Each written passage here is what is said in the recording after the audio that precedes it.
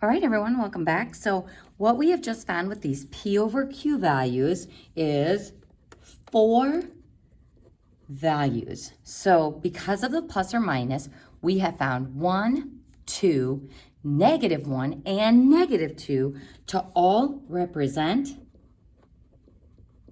possible or potential rational roots, or zeros, or x-intercepts.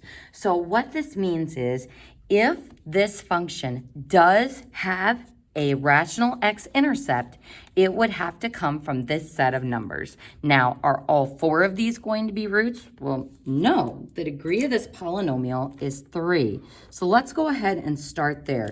This is a degree 3 polynomial, so that means it should have 3 total roots. So this just goes to show from the get-go that it's not going to be all of these are roots, but if there is a rational one, it has to come from this set of numbers. Now, the problem is these don't tell us anything about any complex roots or irrational roots that the function might have. But as we saw on the previous page, what's nice about finding the rational roots, oh man, I just totally sent the camera into a tailspin there. What's nice about finding a irrational root is if I can find a rational root like -2, I can use that to depress the polynomial down to something smaller, and that way I can hopefully find those nastier ones like the irrational roots and the complex numbers. So folks, let's go ahead and see what happens when we test some of these rational roots. So I'm going to do what we did on the previous page and just say, hey, let's try -1 first. Is x equals -1 a root? Root question mark?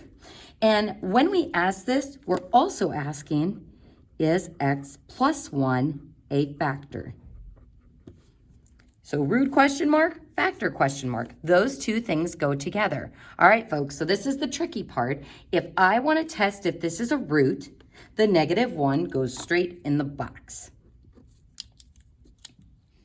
And if I want to test if x plus 1 is a factor, -1 still goes in the box. So again, folks, don't get these two things confused. It's the same thing in the box. Root means that value in the box.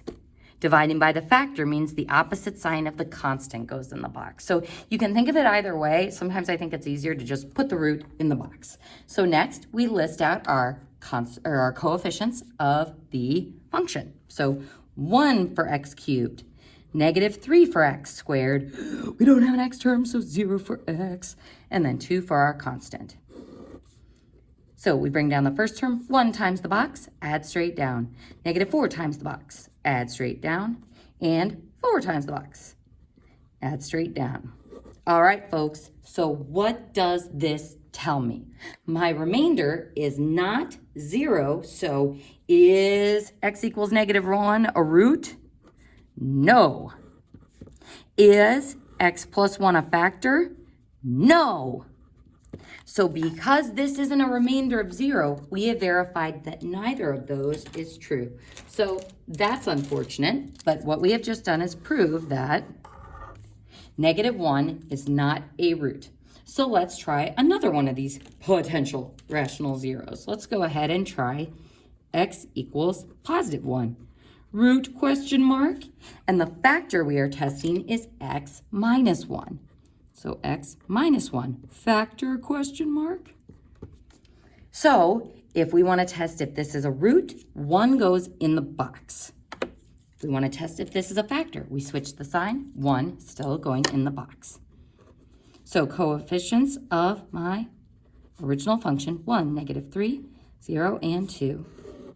Bring down our first term, 1 times the box, add straight down. Times the box, add straight down. Times the box, and what we have just found by getting a remainder of 0 is x equals -1 is a root. So x equals 1 is a root.